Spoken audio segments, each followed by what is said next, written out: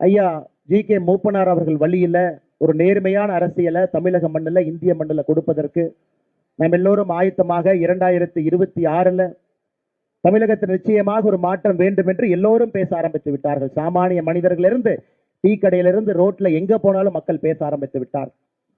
இன்னைக்கு நம்முடைய தேசிய ஜனநாயக கூட்டணியினுடைய முதலமைச்சர் வேட்பாளராக முன்னாள் முதலமைச்சர் அண்ணன் எடப்பாடி பழனிசாமி அவர்கள் இந்த மேடையில் இப்பதான் பேசிட்டு போயிருக்கிறாங்க.